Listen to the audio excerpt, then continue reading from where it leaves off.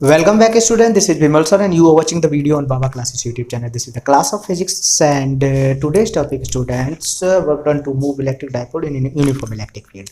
In Hindi एक समान विद्युत क्षेत्र में विद्युत द्विध्रुव को घुमाने में किया गया कार्य. So student, this is the very interesting topic for your exam purpose. So let's take a look and watch till the end. So let's start the topic. एक समान विद्युत क्षेत्र में विद्युत द्विध्रुव को घुमाने में किया गया कार्य. स्टूडेंट, हमने ये मान लिया कि माना कोई विद्युत द्विध्रुव माइनस क्यू तथा प्लस क्यू आवेशों से मिलकर बना है जिनके बीच की दूरी 2l है. जिनके बीच की दूरी कितनी है? 2l है. l हमने इधर मान लिया, ये मध्य बिंदु है, और l उधर मान लिया, तो ये दूरी हो गई 2l. ठीक है स्टूडेंट. ठीक. जैसे एक समान विद्युत क्षेत्र E में क्षेत्र से थीटा कोण पर रखा गया है, हमें घुमाकर इस अक्ष के अनुदिश लाना है, इसको इस अक्ष के अनुदिश लाना है. तो जैसे एक समान विद्युत क्षेत्र E में क्षेत्र से थीटा कोण पर रखा गया है. सो स्टूडेंट, हम यहाँ देखते हैं इसकी जो ये दूरी होगी, ये इतनी यहाँ तक ये दूरी आ जाएगी और ये डिस्टेंस इस हिसाब से है ये. ठीक है. जब हम इसको घुमाएंगे, स्टूडेंट ध्यान से देखना, जब हम इसको इस तरह से घुमाएंगे तो ये जो प्लस क्यू हिस्सा है वो यहाँ आएगा और ये जो माइनस क्यू हिस्सा है वो लगभग यहाँ आ जाएगा. ठीक है ना स्टूडेंट. तो हाँ, तो ये अगर L है, यहाँ से अगर ये पॉइंट O ले लें, ये पॉइंट अगर हमने O ले लिया तो ये O से यहाँ तक की जो डिस्टेंस होगी स्टूडेंट, वही डिस्टेंस ये वाली भी होगी. तो जब ये पूरा L है तो ये भी पूरा L हो जाएगा. इस पॉइंट को हम C ले रहे हैं और इसको D ले रहे हैं, और ये ले रहे हैं C डैश और ये हो रहा है D डैश. जब इसको हम घुमाएंगे स्टूडेंट तो ये यहाँ की बजाय यानी CD डिस्प्लेसमेंट इधर हो जाएगा. ये ऐसे घूम के, यानी इतना ये था इस पॉइंट पे, तो जब इसको घुमाएंगे तो ये यहाँ पॉइंट पे, तो CD डिस्प्लेसमेंट इधर और C dash D dash displacement इधर. क्यों? क्योंकि हम घुमाने में किया गया कार्य निकाल रहे हैं. तो कार्य बराबर क्या होता है? बल गुणा विस्थापन. बल गुणा विस्थापन. तो हमें विस्थापन देखना है कितना हो रहा है. तो विस्थापन देखते हैं स्टूडेंट. इसको जब ऐसे करेंगे, जब इसको इस तरह से घुमाएंगे, ये पूरा ऐसे घूमेगा इस तरह से, तो D पॉइंट पर ये आएगा और ये इधर D डैश पॉइंट पर आएगा, लेकिन ये पहले C डैश और इधर C के डैश, मतलब C के डायरेक्शन में था. तो ये इधर डिस्प्लेसमेंट हो गया, ये इधर डिस्प्लेसमेंट. तो बस ये डिस्प्लेसमेंट निकालते हैं, फोर्स अप्लाई करते हैं. अब देखो शुरुआत से कैसे लिखना है स्टूडेंट और होगा क्या इसमें. तो हमने ये मान लिया कि आप लोग ये जानते हैं कि जब किसी विद्युत द्विध्रुव को एक समान विद्युत क्षेत्र E में रखा जाता है तो उस पर एक बलयुग्म कार्य करने लगता है. कौन सा बलयुग्म? प्लस क्यू आवेश पर एक जो बल लगता है F बराबर क्यू ई, विद्युत क्षेत्र E के कारण विद्युत क्षेत्र की दिशा में कार्य करता है, और माइनस क्यू आवेश पर जो वैद्युत बल लगता है F बराबर माइनस क्यू ई, जो विद्युत क्षेत्र की विपरीत दिशा में कार्य करता है स्टूडेंट. ठीक है ना. और इस बल के कारण ही ये बल ऐसे जब करते हैं तो ये ऐसे करके घूम जाता है. तो इसी घूमने में जो कार्य करना पड़ता है वो हमें फाइंड करना है स्टूडेंट. तो ध्यान से देखना, यहीं पर कैलकुलेशन हो जाएगी. हमें इस डिस्प्लेसमेंट निकालना है. बल तो हमें पता चल गया क्यू ई है, डिस्प्लेसमेंट CD निकालना है. तो स्टूडेंट हमें पता है कि ये पूरा कितना है? पूरा L है, यानी O से D तक का जो डिस्टेंस है वो क्या है? L. ये अगर ये OC निकाल लें तो आराम से हो जाएगा. OC कितना हो जाएगा? ये थीटा है और ये कर्ड यानी L हो जाएगा. तो ये थीटा है तो इसके साइड वाली ये साइड जो हो जाएगी वो L cos थीटा हो जाएगी. L cos थीटा यानी OC L cos थीटा हो गई. और CD निकालनी है, तब OC अगर पूरे L में से OC माइनस कर दे तो ये निकल आएगी. तो ये डायरेक्शन ये हो गई distance L minus L cos theta. L minus L cos theta. Student same here, इसी तरह से इधर भी हो जाएगा. ये थीटा है तो ये भी थीटा हो जाएगा. सीसा विमुख कोण है तो ये पूरा L हो जाएगा, क्योंकि ये L है. जब घूम के इधर जाएगा तो ये भी L हो जाएगा. जैसे ऐसे है तो ये ऐसे हुआ है तो ये L ही है. अब C डैश D डैश भी क्या हो जाएगा? L cos theta. और ये C dash O L cos theta हो जाएगा और C डैश D डैश हो जाएगा L minus L cos theta student. तो ये L minus L cos theta विस्थापन इधर और L minus L cos theta विस्थापन इधर.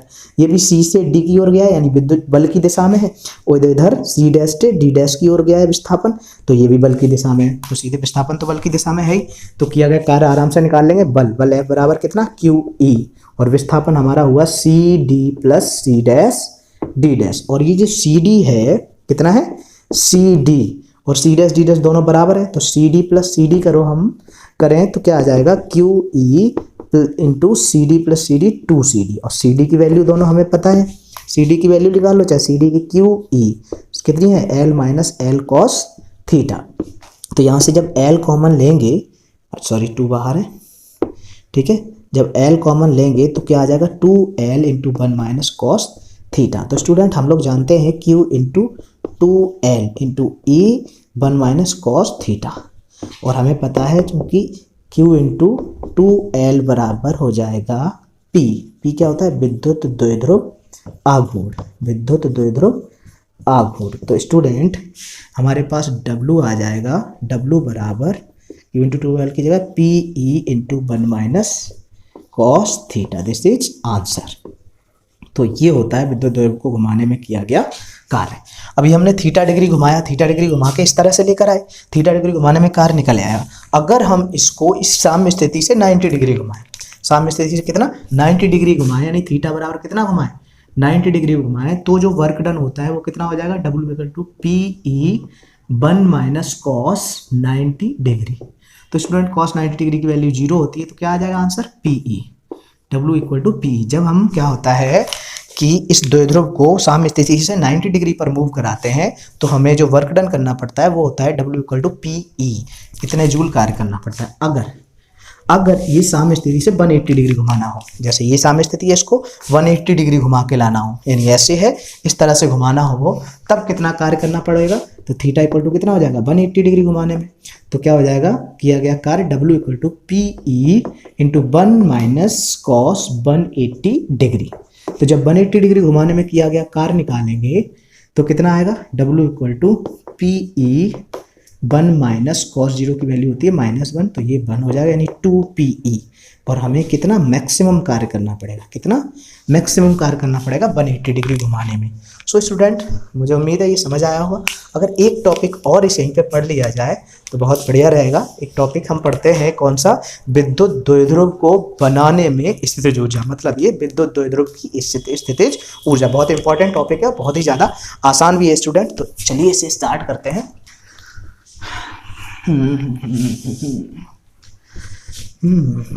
जल्दी जल्दी जल्दी जल्दी हो जा। ठीक है स्टूडेंट, तो इसको रिवाइज कर लेना, और बहुत ही सिंपल टॉपिक है। अगर एग्जाम में आ गया तो 2 या 3 नंबर में आएगा, और इससे रिलेटेड अगर न्यूमेरिकल भी आ गया तो वो भी आपको आसानी से कर लोगे। सो स्टूडेंट अगर हम दूसरे टॉपिक की बात करें, कि दूसरा टॉपिक है विद्युत द्विध्रुव की स्थितिज ऊर्जा। विद्युत द्विध्रुव की स्थितिज ऊर्जा। ठीक है, तो विद्युत द्विध्रुव की स्थितिज ऊर्जा का मतलब है पोटेंशियल एनर्जी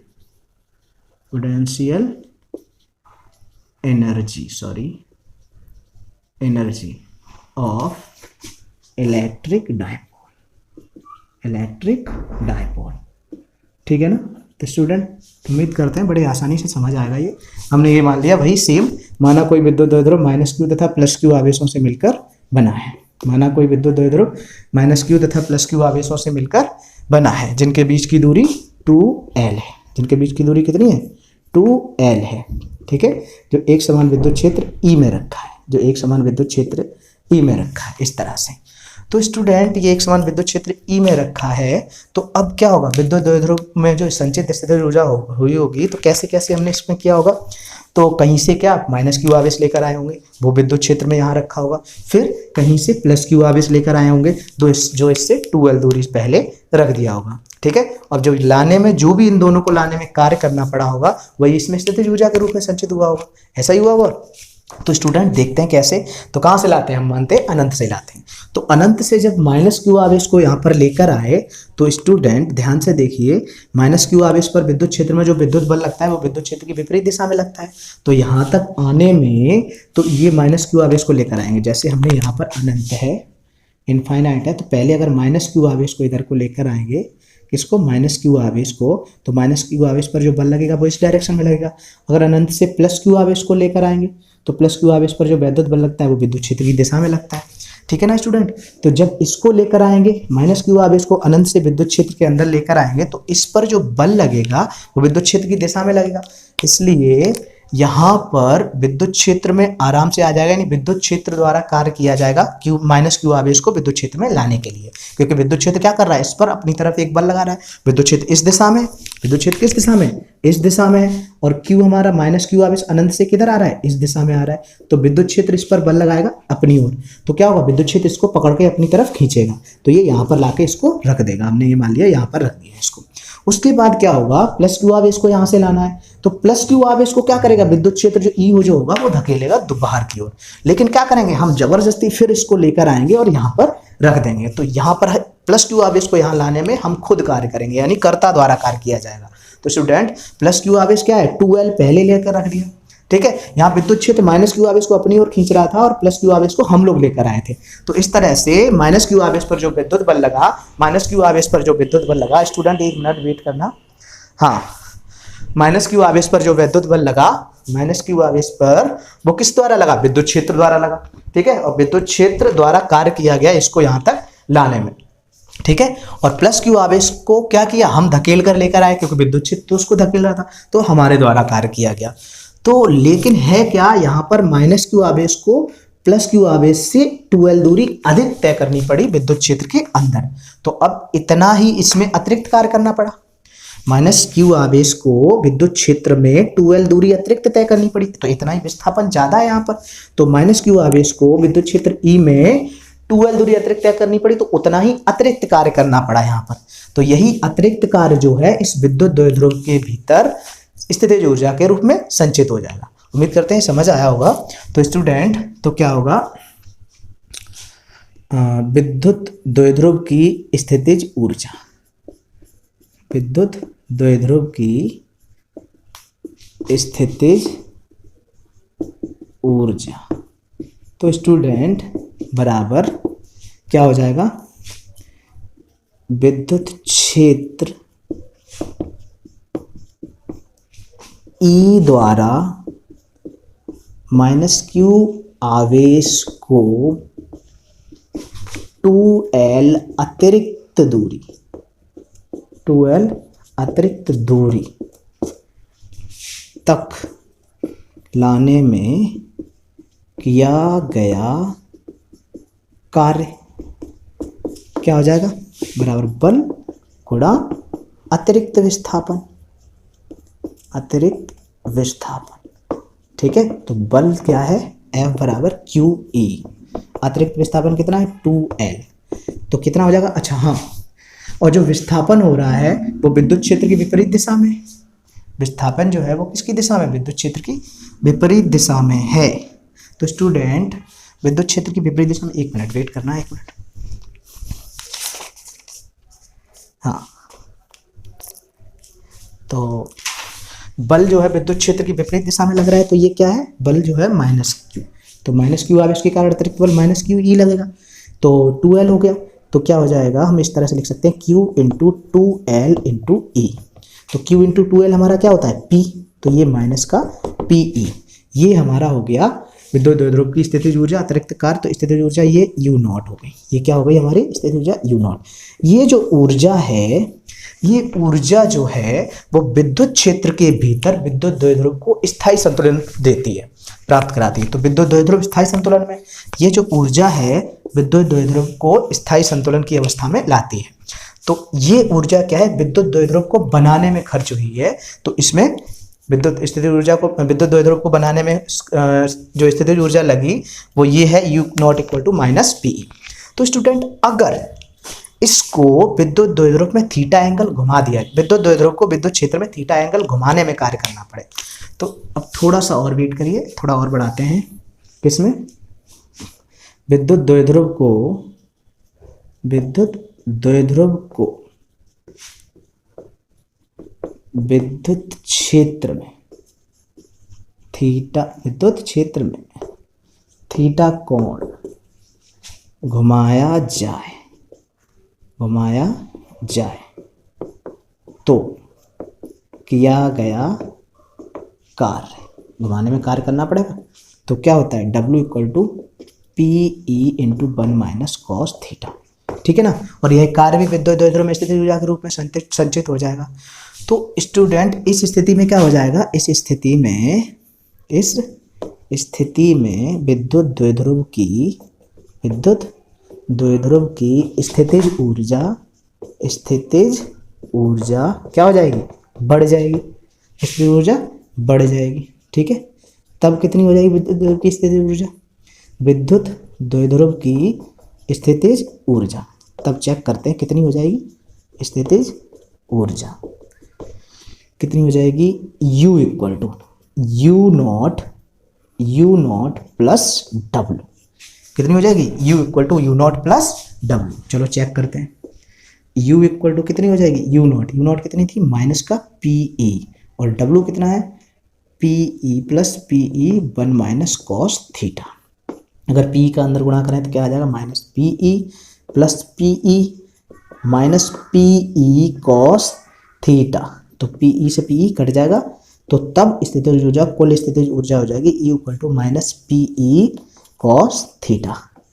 तो स्टूडेंट pe कॉस थीटा, ये जो आया आंसर, ये क्या है, ये विद्युत द्विध्रुव की स्थितिज ऊर्जा का व्यापक समीकरण है। ये E equal to minus pe cos theta आपको याद रखना है। व्यापक समीकरण कैसे कहेंगे, अगर इसको घुमाने ही नहीं है थीटा एंगल विद्युत द्विध्रुव में, विद्युत क्षेत्र में थीटा एंगल अगर इसको घुमाना नहीं है तो थीटा बराबर क्या हो जाएगा, 0 डिग्री। तब हमारी ऊर्जा कितनी हो जाएगी, तब हमारी ऊर्जा हो जाएगी, यानी साम्य स्थिति में, विद्युत द्विध्रुव की साम्य स्थिति में जो ऊर्जा होगी u nought equal to minus pe cos 0। जैसे ये तो हमारा आंसर हो ही गया। ये कंडीशन है, ये क्या है, कंडीशन जब क्या हो रहा है, विद्युत द्विध्रुव साम्य स्थिति में स्थित है या थीटा डिग्री घुमाया नहीं जा रहा है, तो क्या हो जाएगा, थीटा इक्वल टू 0 डिग्री, तो u nought equal to minus P cos 0, तो कितना आ जाएगा, माइनस का पीई। हमारा वापस वही आंसर आ गया, यू नॉट। तो ये हो गया स्टूडेंट व्यापक समीकरण, इसको हम कहते हैं व्यापक समीकरण। तो उम्मीद करते हैं स्टूडेंट ये भी डेरिवेशन आपको समझ आया होगा। और स्टूडेंट इसकी न्यूमेरिकल्स हम करने वाले हैं अगले लेक्चर में। सो अगला लेक्चर आप अगले दिन देखेंगे।